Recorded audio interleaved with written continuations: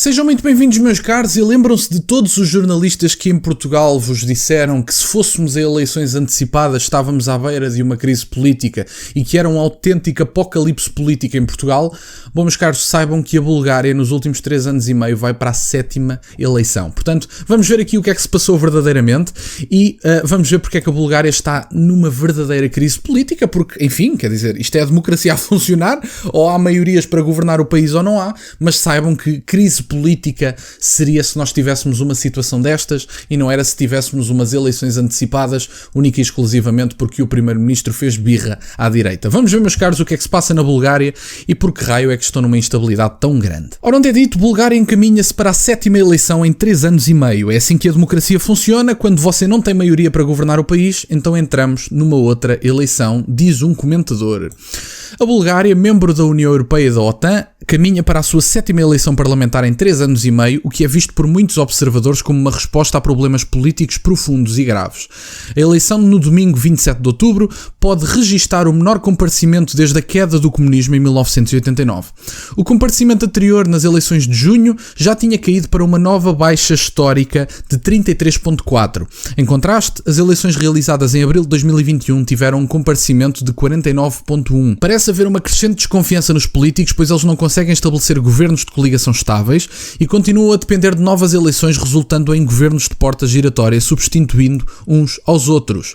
O jornalista e advogado conservador búlgaro Viktor Kostov disse ao European Conservative: é assim que a democracia funciona, quando você não tem maioria para governar o país, então entramos numa outra eleição. Eu mesmo não vejo nenhum nível de instabilidade, eleições repetidas não levaram a um colapso da sociedade, mas muitas pessoas estão a ficar cansadas e desejam ter alguma forma de direção. Portanto, meus caros, temos aqui um homem formado, que efetivamente é à direita, mas temos aqui um advogado e jornalista que diz: meus caros, isto não é sinónimo de instabilidade porque a sociedade não colapsou, as instituições existem, apesar de haver uma descrença, e quando a descrença nas instituições for generalizada e as pessoas deixarem de participar ativamente por completo nas eleições, pode haver um colapso político verdadeiro, sem dúvida nenhuma, não digo que não. No entanto, temos aqui um homem formado na área que diz: bom, meus caros, nós vamos para estas eleições e efetivamente é o que acontece em democracia. Ou há formas de formar maioria ou não há governo. E portanto o povo da Bulgária, obviamente, que está cansado de eleições e que ninguém tenha dúvidas disso. Agora, façam a ponte entre aquilo que se passa em Portugal e que se passou em Portugal nos últimos 2 meses, em que nos dizem que ou o Orçamento de Estado é aprovado ou há um completo apocalipse político e, portanto, ou temos este Orçamento aprovado ou vem o mundo abaixo e não implementamos os fundos da União Europeia e cai tudo. Bom, meus caros, vejam aqui o exemplo da Bulgária. E eu não estou a dizer que isto é desejável. Eu só estou a dizer que, bom, se não houvesse condições governativas e se o Orçamento de Estado não agradar a uma maioria parlamentar, por que raio é que implementar um Orçamento de Estado que não agrada a ninguém deve representar alguém ou deve ser benéfico para o país? Meus caros, crise política seria se 0% dos cidadãos de um determinado país ou 5% dos cidadãos de um determinado país não votassem, não participassem, se esquivassem aos impostos, houvesse um completo colapso daquilo que são as instituições políticas. Agora, haver eleições antecipadas não é sinónimo obrigatoriamente de instabilidade. Agora, pode, sem dúvida nenhuma, demonstrar aquilo que é o cansaço do povo frente a uma elite política que, eventualmente, está a governar, como diz o jornalista no caso, em porta giratória. Quer dizer, ora governo eu, ora governas tu. E, portanto, há sem dúvida nenhuma, não tenho dúvidas nenhumas de que aqui, neste caso específico, há instabilidade política.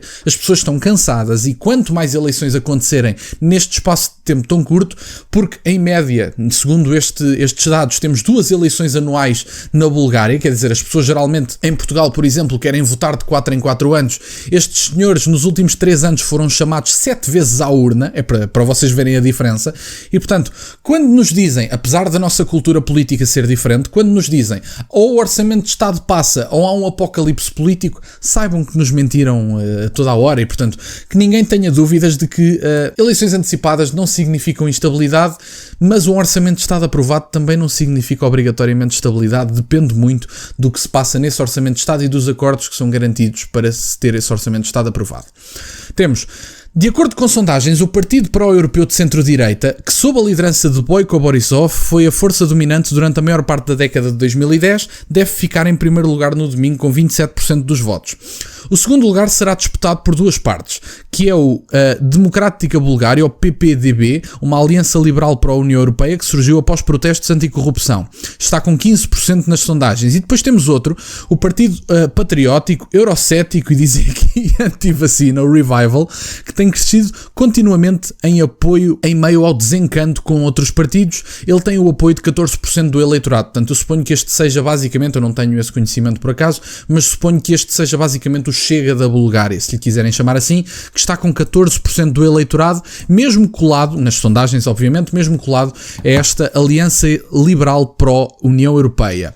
E temos, o Diário Búlgaro confirma, a distribuição de assentos no Parlamento não será muito diferente da atual. Todos dizem que tem a ver com um governo regular, mas as linhas vermelhas que foram traçadas minimizam as chances. Todos dizem que tem a ver com um governo regular, mas as linhas vermelhas que foram traçadas minimizam as chances de isso acontecer. Portanto, meus caros, o que nós vemos aqui é estes partidos de centro, única e exclusivamente por esta superioridade moral que querem transparecer que têm, a colocarem entraves do ponto de vista governativo, porque há e tal os partidos são demasiado radicais. Porque reparem, se vocês somassem neste caso o primeiro lugar, que é de centro-direita, com o Partido Patriótico ou até mesmo com os liberais, vocês eventualmente teriam aqui alguma possibilidade de governo. Agora, quer dizer, à semelhança do que se passou em Portugal, e no caso de Portugal pode-se avançar com um governo minoritário, não é assim em todos os sistemas.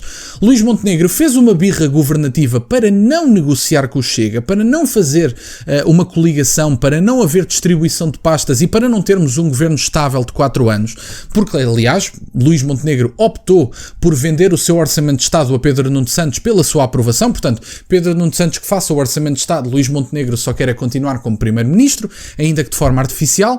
Estes partidos do centro, que estão mais habituados a gerir o sistema, colocam linhas vermelhas a determinados partidos que têm crescido em toda a Europa e que, aliás, esse crescimento, do ponto de vista político, deveria ter um reflexo naquilo que são as políticas públicas. E, portanto, se os partidos à direita estão a crescer, se os povos estão a votar mais à direita, porque é que isso não se reflete na prática no aumento de políticas mais à direita, nomeadamente controle da imigração, nomeadamente diminuir aquela que é a soberania da União Europeia face àqueles que são os Estados-membros, digamos assim, e, portanto, há N de posições que se deveriam estar a refletir no poder político por causa deste aumento à direita, que não estão, porque estes partidos ao centro, por causa de jogos políticos e de vontades de se manterem no poder, acabam por traçar linhas vermelhas àquela que é a crescente vontade do povo europeu. Isso não é justo, não se faz e é uma forma de antidemocracia, diria. Mas bom, meus caros, da minha parte era isto. Quero-vos agradecer por estarem desse lado. Eu vinha mostrar-vos isto por uma simples razão. Para aqueles que acham